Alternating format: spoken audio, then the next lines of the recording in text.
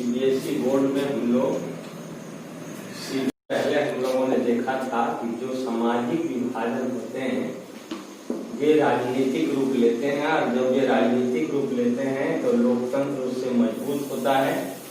कुछ ही ऐसे सामाजिक विभाजन है जो बिल्कुल अलग और बहुत ऊपर अपने आप को समझने लगते हैं, तो उससे लोकतंत्र को नुकसान होता है।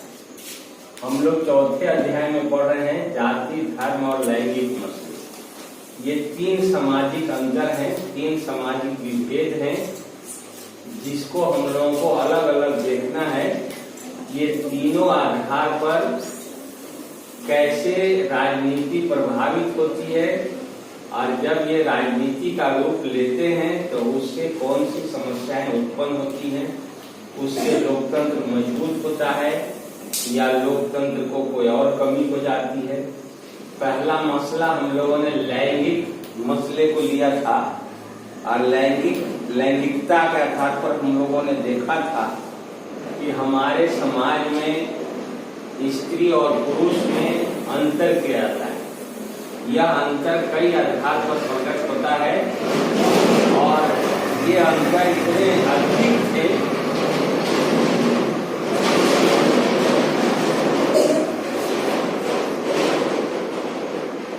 ये अंतर इतने ज्यादा थे कि महिलाओं ने अपना संगठन बनाया।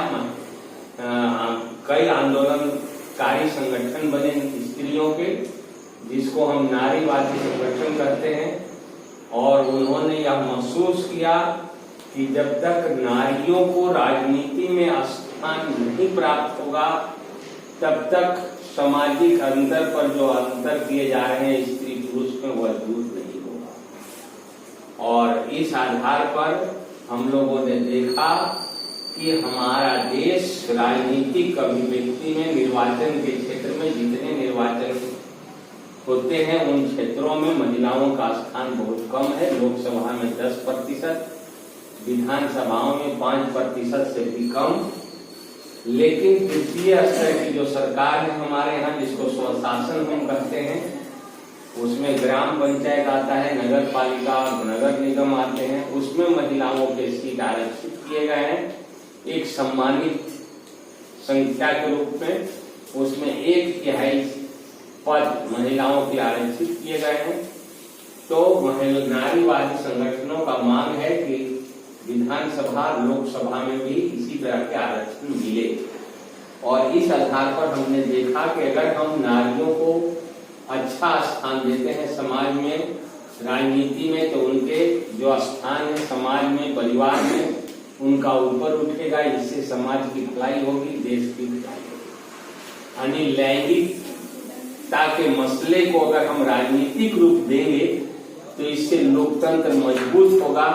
यह एक समस्या नहीं है, बल्कि राजनीति यानी लोकतंत्र में इसकी अभिव्यक्ति से लोकतंत्र मजबूत होगा। यह हम लोगों ने देख चुका है लैंगिक वाला, कि लैंगिक अभिव्यक्ति होती है तो लोकतंत्र मजबूत होता है, हमारा समाज विकास करता है, हमारा देश विकास करता है। यानी लैंगिकता का अगर हम प्रयोग लोकतंत्र में करेंगे, राजनीति में स्त्रियों का अच्छा स्थान मिलेगा, तो इससे हमें लाभ होगा। यानी लैंगिक मसले कोई मसले नहीं है, बल्कि लैंगिक मसले को हल करने से फायदा ही होगा। यह हम लोगों ने देखा। कल हम दूसरा मसला शुरू किए थे। लैंगिक मसले तो हम पढ़ चुके हैं, उसी को थोड़ा सा संक्षेप में हमने आपको बताया।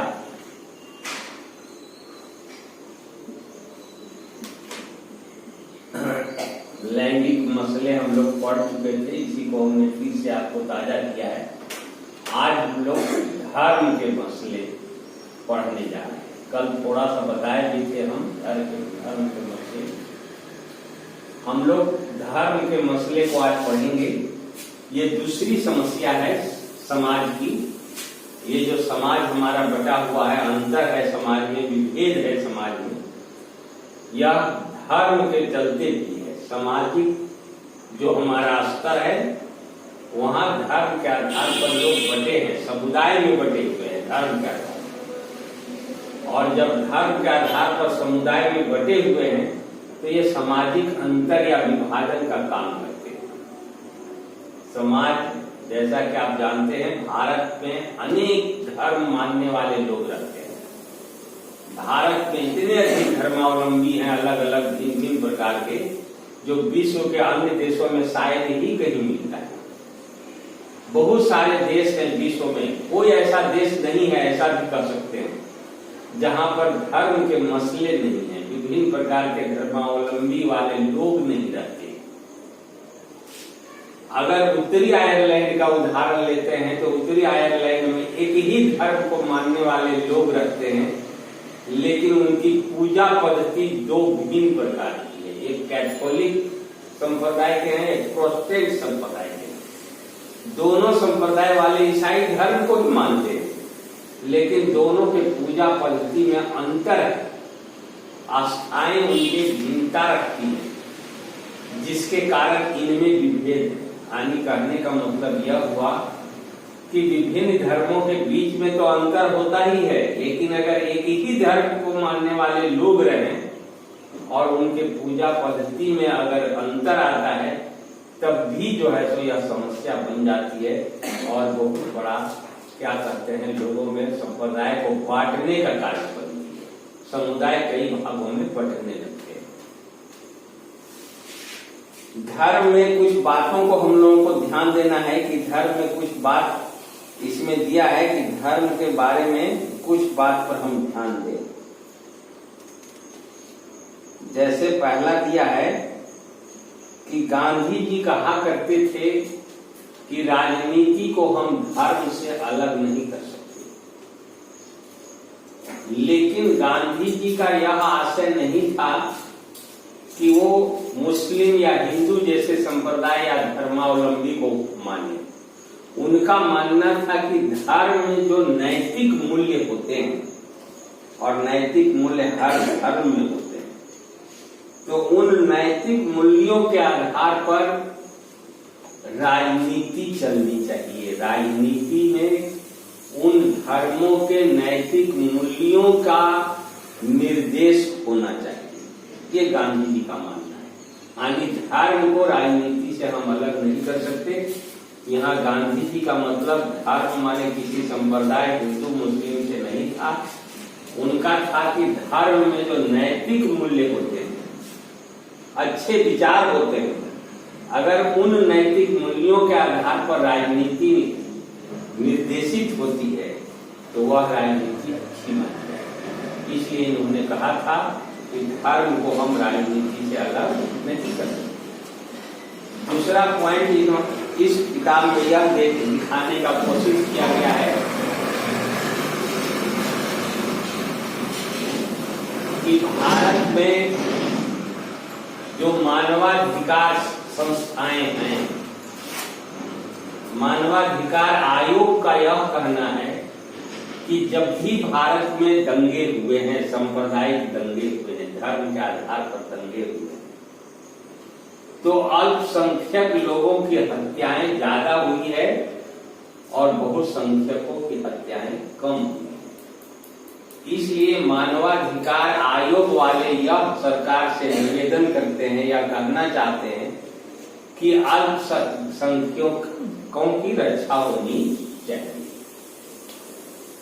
इसमें तीसरा पॉइंट ध्यान देने योग्य यह है कि भारत में नारीवादी संगठनों का कहना है कि भारत में चाहे किसी भी धर्म के लोग क्यों न रहते हो, किसी भी धर्मावलंबी लोग रहते हो, सभी धर्मों में नारियों के साथ विभेद किया गया है, अंतर किया गया है।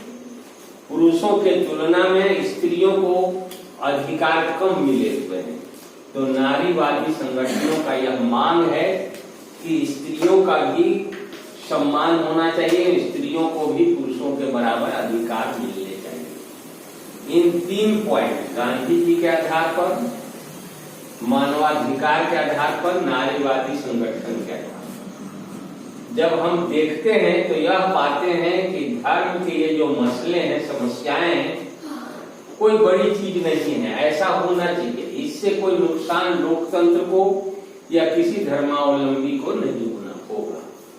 यानी कहने का मतलब इन सारे चीजों को अगर हम धर्म के रूप में, राजनीति के रूप में अभिव्यक्त करते हैं धर्मों को, तो इससे लोकतंत्र मजबूत होगा, नुकसान नहीं होगा। परंतु अब इसमें देख रहे हैं सांप्रदायिकता, एक पॉइंट दे दिया है आगे, धर्म के अंदर ही दे दिया है सांप्रदायिकता। ये 3 मसले जो हमने धर्म के आधार पर देखा है, गांधी जी का विचार, मानवाधिकार आयोग का विचार और नारीवादी संगठनों का आग्रह, ये 3 चीज जो हमने देखा, उसके आधार पर हम लोगों ने यह अनुभव किया कि धर्म जब राजनीति का रूप लेता है तो यह कोई समस्या पैदा नहीं कर सकता। ये सब मांगे अच्छी चीज है, इससे किसी दूसरे धर्म वालों को कोई नुकसान नहीं होगा, लोकतंत्र को कोई नुकसान नहीं होगा, इससे फायदा होगा। लेकिन आगे एक पॉइंट दिया है धर्म में सांप्रदायिकता।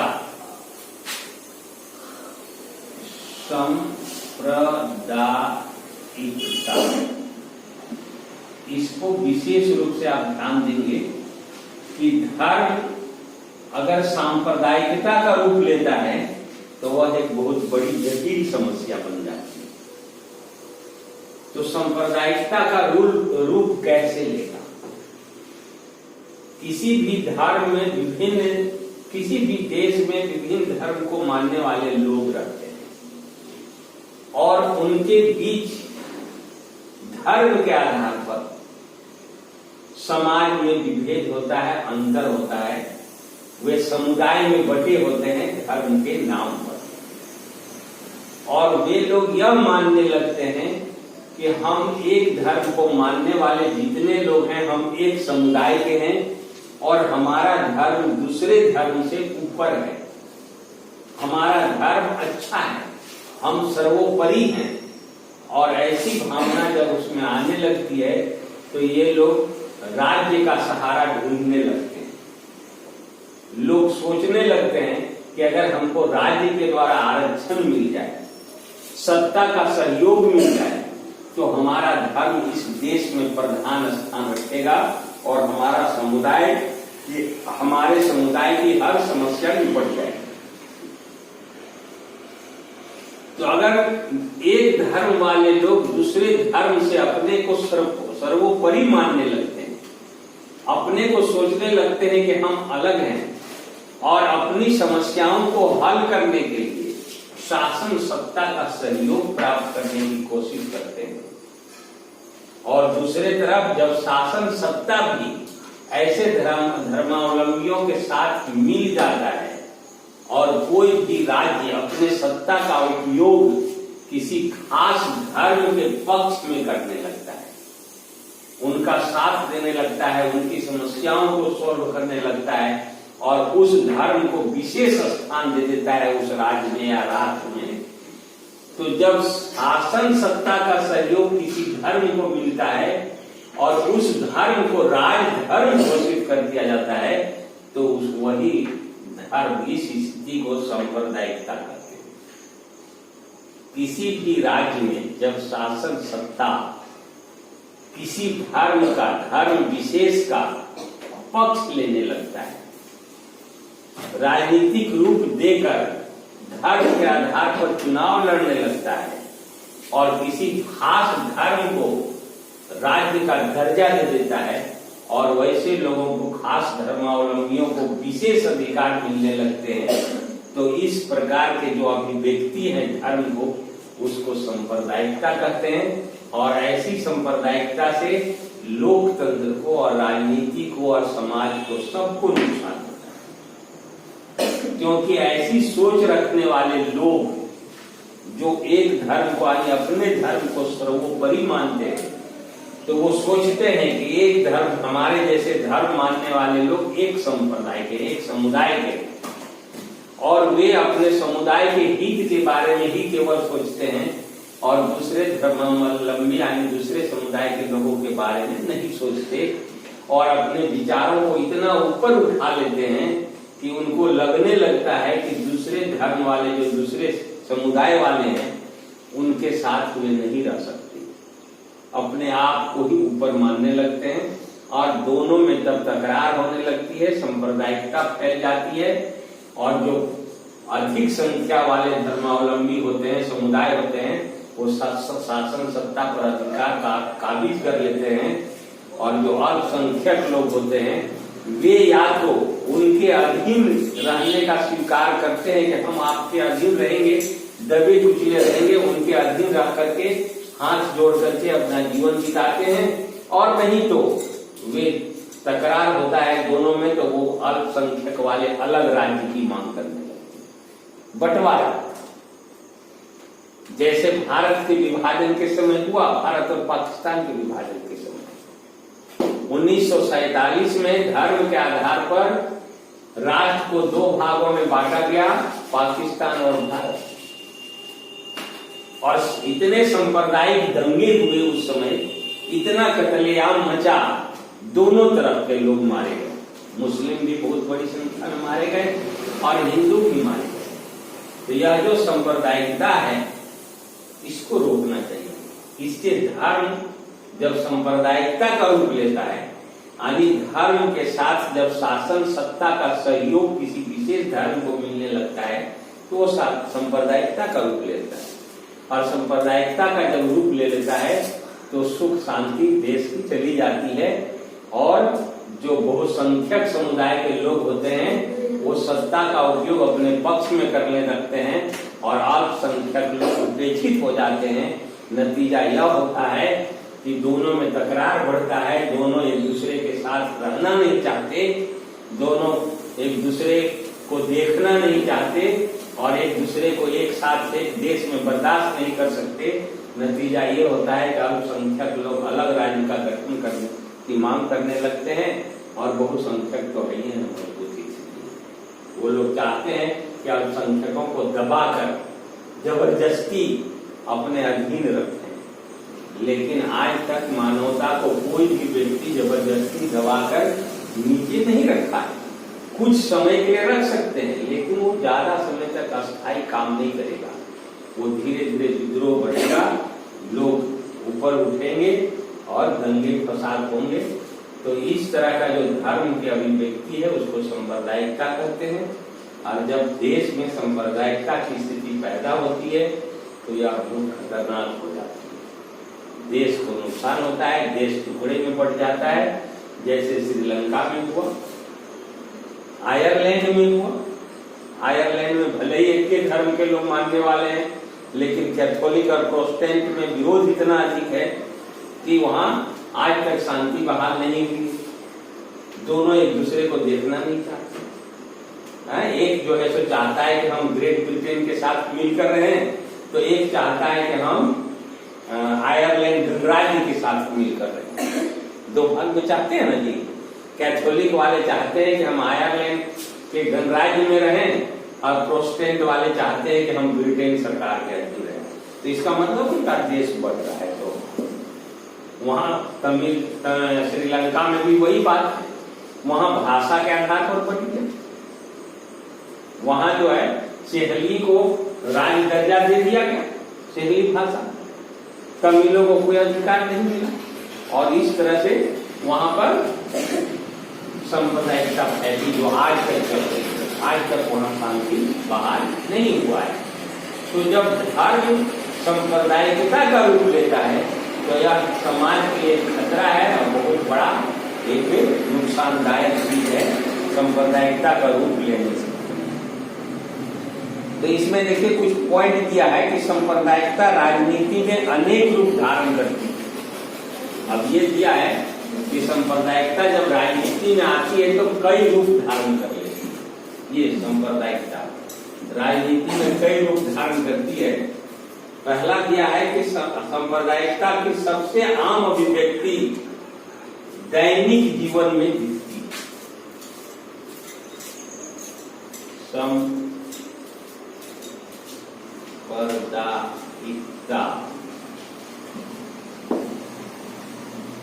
की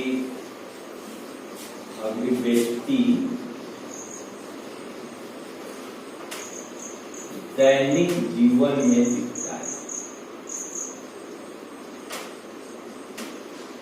दिखता है।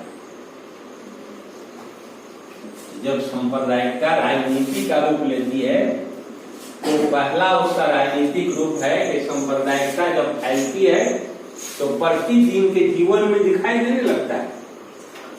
इनमें जैसे इसमें दिया है कि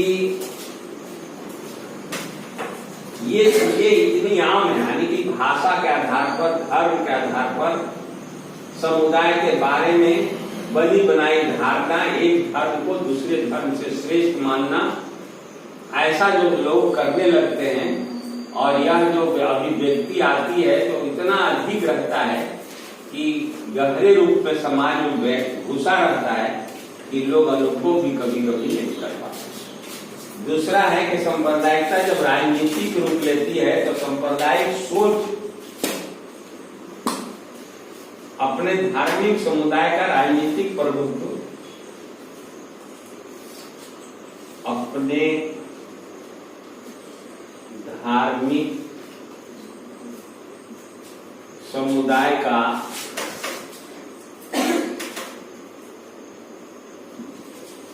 राजनीतिक प्रभुत्व स्थापित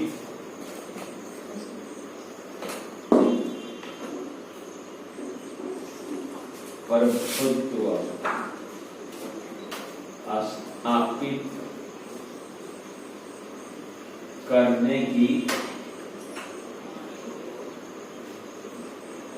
कोशिश। जब सांप्रदायिकता धार्मिक रूप लेती है तो जो बहुसंख्यक धर्म वाले होते हैं वे अपने धार्मिक समुदाय का राजनीतिक प्रभुत्व स्थापित करने की कोशिश करते हैं कि उनके धर्म को राजनीतिक रूप प्राप्त हो जाए और दूसरे अल्पसंख्यक लोगों को ये नीच दृष्टि से देखने लगते हैं। सारे शासन सत्ता का लाभ ये स्वयं लेना चाहते हैं। तीसरा, सांप्रदायिकता जब राजनीति का रूप लेता है तो क्या होता है, राजनीतिक गोलबंदी शुरू हो जाती है।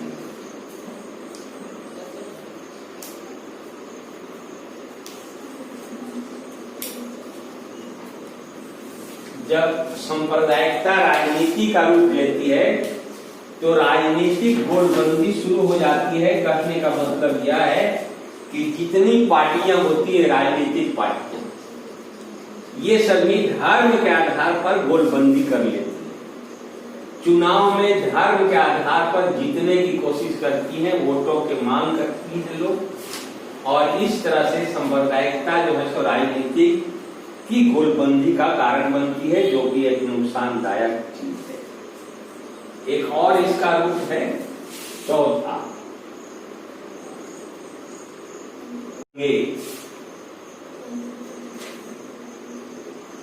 सांप्रदायिक दंगे तथा हिंसा। देखिए, जब सांप्रदायिकता राजनीतिक रूप लेती है तो जो छोटे विचार वाले लोग होते हैं, यानी कि जो अपने धर्म को दूसरे धर्म से श्रेष्ठ मानते हैं, ये जो है सो समाज में दंगा फसाद कराते हैं, हिंसा कराते हैं। इससे बहुत बड़ा नरसंहार होता है। इसका उदाहरण आप अपने देश से दे सकते हैं। जब देश का बंटवारा हुआ भारत और पाकिस्तान के रूप में, से बहुत बड़ा सांप्रदायिक दंगा और हिंसा हुआ था जिसमें बहुत सारे लोग मारे गए। तो सांप्रदायिकता क्या है? सांप्रदायिकता है कि धर्म को जब हम राजनीति से जोड़ देते हैं और किसी विशेष धर्म को शासन सत्ता वाले लोग राजकीय धर्म घोषित कर देते हैं और उस धर्म को शासन वाले विशेष सहयोग देना शुरू कर देते हैं, तो इस तरह के रूप को, धर्म के राजनीति के साथ इस तरह के रूप को सांप्रदायिकता। और जब सांप्रदायिकता फैलती है तो समाज में बहुत तरह की बुराइयां सामने आती है। समाज कई भागों में बढ़ जाते हैं और हो सकता है दंगे वगैरह हो जाए और लास्ट में देश भी बढ़ जाए। तो सांप्रदायिकता का राजनीति में कई तरह के रूप दिखाई देते हैं। पहला है सांप्रदायिकता की अभिव्यक्ति दैनिक जीवन में दिखाई देता है। दैनिक जीवन में कैसे दिखाई देता है? अगर किसी धर्म को राजकीय धर्म घोषित कर दिया जाए तो जिस धर्म वालों को राजकीय धर्म घोषित किया गया है उस संप्रदाय के लोग अपने को दूसरे धर्मावलंबियों से ऊंचा समझने लगते हैं और दूसरे को नीचा समझने लगते हैं। और ये इस तरह से जीवन में शामिल हो जाता है कि लोगों को कभी कभी महसूस भी नहीं होता कि उनके साथ गलत व्यवहार किया जाता है। दूसरा, जब सांप्रदायिकता राजनीति का रूप लेती है तो अपने धार्मिक समुदाय का राजनीतिक प्रभुत्व स्थापित करने की कोशिश की जाती है। जो ज्यादा संख्या वाले समुदाय वाले जिस धर्म को मानते हैं वैसे समुदाय के लोग अपने धर्म को राजनीति का रूप देने लगते हैं और राजनीति का सहयोग प्राप्त करने में सफल होने की कोशिश करते हैं। तीसरा है राजनीतिक गोलबंदी। जब सांप्रदायिकता फैलती है तो धर्म के आधार पर राजनीतिक गोलबंदी शुरू हो जाती है। जितनी राजनीतिक पार्टियां हैं वे सभी धर्मों के आधार पर अपना गोलबंदी शुरू कर देते हैं और उसी के आधार पर चुनाव लड़ते हैं, वोट मांगते हैं और जिस धर्म के पक्ष में वो रहते हैं उसी का जीतने पर उसी का पक्ष लेते हैं। चौथा है कि जब सांप्रदायिकता का रूप राजनीति में घुस जाता है और किसी विशेष धर्म को राज्य का दर्जा मिल जाता है तो बहुत ओछे संप्रदाय के लोग समाज में दंगे और फसाद करते हैं, हिंसा करते हैं। इससे दोनों तरफ के लोग मारे जाते हैं, समाज में अशांति फैल जाती है। तो सांप्रदायिकता से धर्म को जब राजनीति से जोड़कर किसी विशेष धर्म को राज्य का दर्जा दे दिया जाएगा तो सांप्रदायिकता हो जाएगा और सांप्रदायिकता से समाज को नुकसान होगा। सांप्रदायिकता से कभी किसी का भलाई नहीं हुआ है। ये हम लोगों ने देखा कि धर्म से जो सांप्रदायिकता उत्पन्न होती है उससे समाज को नुकसान होता है। पहला जो मसला था आपका सामाजिक मसला, लैंगिक मसला, इसके आधार पर हम लोगों ने देखा था कि लैंगिक मसले को जब राजनीतिक रूप दिया जाएगा तो इससे लोकतंत्र मजबूत होगा, समाज को फायदा होगा, महिला वर्ग को अधिकार मिलेंगे। लेकिन दूसरा जो हमारा मसला है धर्म वाले मसले, यह धर्म वाला मसला जब सांप्रदायिक रूप लेता है यानी कि राजनीतिक रूप लेता है तो वो सांप्रदायिकता में बदल जाता है और सांप्रदायिकता से किसी भी को फायदा नहीं होता, समाज को नुकसान ही नुकसान होता है। माने इसकी समस्या को राजनीतिक रूप देने से लैंगिक मसले को फायदा होता है और धर्म को अगर हम राजनीतिक रूप देते हैं तो उससे नुकसान होता है। एक मसले से फायदा होगा, दूसरे मसले से नुकसान होगा। कितना टाइम हुआ था? समझ में आ रहा है? 28। तो अब हम लोग अगले दिन पढ़ेंगे जाति के मसले। तो जाति का जो मसला है, तीसरा जो मसला है सामाजिक मसला, वो है जाति का। जाति के मसले, ये तीसरा हमको पढ़ना है। यहाँ थोड़ा सा हम आपको बता दें कि लैंगिक मसले को जब राजनीतिक रूप दिया जाता है तो इससे लोकतंत्र मजबूत होता है, समाज को फायदा होता है, समाज विकास करता है, देश विकास करता है। लेकिन जब धर्म को राजनीतिक रूप दिया जाता है, किसी विशेष धर्म को विशेष दर्जा दे दिया जाता है तो सांप्रदायिकता फैलती है और सांप्रदायिकता से किसी भी तरह का कोई फायदा समाज को या देश को नहीं होता, इससे नुकसान ही नुकसान होता है। एक फायदा देने वाला है, दूसरा नुकसानदायक। और तीसरा मसला जो है जाति के मसले, जाति के आधार पर भी देश, समाज, राज्य बटा हुआ। कोई भी ऐसा देश नहीं है जहां कई जाति के लोग न रहते हैं। विश्व में बहुत सारे देश हैं, छोटे से बड़े, सभी देशों में जाति के मसले सामान्य रूप से पाए जाते हैं। हर देश में कई जाति के लोग रहते हैं, लेकिन जब जाति को हम राजनीतिक रूप देंगे तो क्या होगा? दो को राजनीतिक रूप दिया तो एक में फायदा हो रहा है, दूसरे में नुकसान हो रहा है। लेकिन जाति के मसले जब राजनीतिक रूप लेते हैं तो इससे नुकसान और फायदा दोनों होता है। ध्यान से समझिए, लैंगिक मसले राजनीतिक रूप लेंगे तो केवल फायदा देंगे, धार्मिक मसले जब राजनीतिक रूप लेंगे तो सांप्रदायिकता फैलेगा, केवल नुकसान होगा। लेकिन जाति के मसले जब राजनीतिक रूप लेते हैं तो इससे फायदा भी होता है और नुकसान भी होता है। तो कहता है कि अच्छा, इसमें थोड़ा सा बच गया लग रहा है, धर्म निरपेक्षता उसमें नहीं सीखा पाए थोड़ा सा, इसमें धर्म निरपेक्षता एक तो पॉइंट छूट गया है धर्म में, इसको थोड़ा सा डील कर दें। धर्म निरपेक्षता बहुत ज्यादा नहीं बचा है, थोड़ा सा है, धर्म में छूट गया है। सांप्रदायिकता के बाद धर्म निरपेक्षता, इसको कल हम डील करेंगे, जाति वाला इसको हटा देंगे, जाति के मसले कल पढ़ेंगे। धर्म में ही है धर्म निरपेक्षता। तो इस तरह से हमने देखा कि जब धर्म को राजनीति का रूप दिया जाता है तो सांप्रदायिकता फैलती है, नुकसान होता है। तो हमारे देश में भी संविधान निर्माताओं के सामने यह समस्या थी कि धर्म के आधार पर ऐसा न हो कि हमारे यहाँ भी सांप्रदायिकता फैल जाए।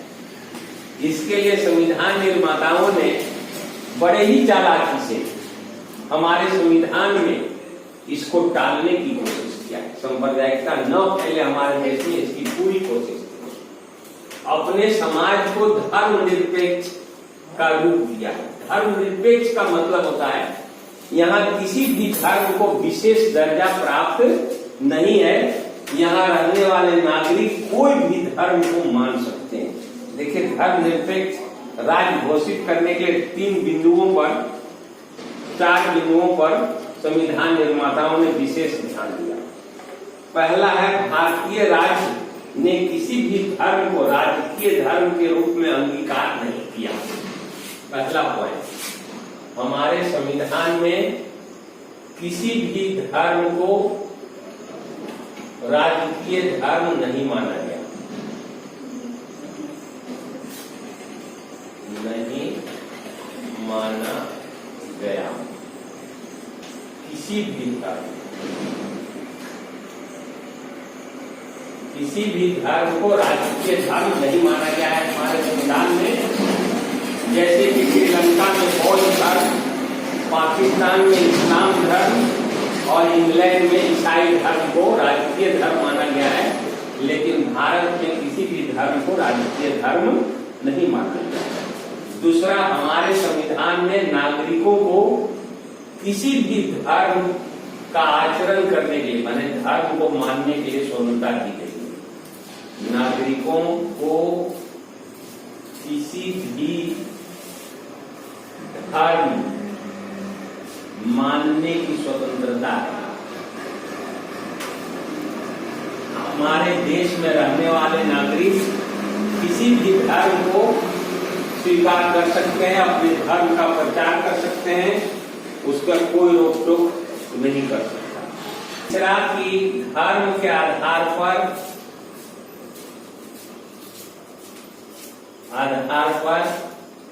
अंतर किया जाना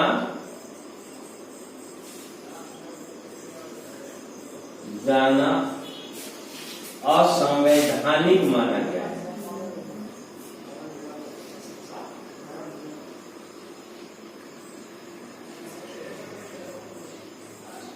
असंवैधानिक माना गया। और चौथा क्या है,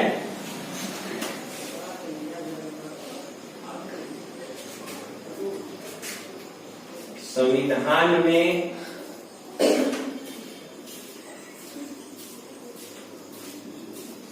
सभी धर्मों में समानता का व्यवहार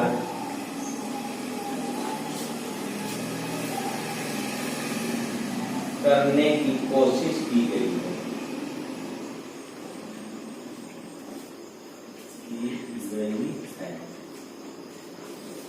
तो इस तरह से धर्मनिरपेक्ष संविधान है हमारा। धर्मनिरपेक्ष संविधान का मतलब किसी भी धर्म को राजकीय धर्म नहीं घोषित किया गया है। नागरिकों को किसी भी धर्म मानने की स्वतंत्रता दी गई है। धर्म के आधार पर अंतर किया जाना असंवैधानिक माना गया है। संविधान में सभी धर्मों का सम्मान किया जाना तय किया गया है। ये इन 4 बिंदुओं के द्वारा संविधान निर्माताओं ने यह कोशिश किया है कि हमारा देश धर्मनिरपेक्ष है और इस सांप्रदायिकता को टालने की कोशिश हमारे संविधान में की गई है।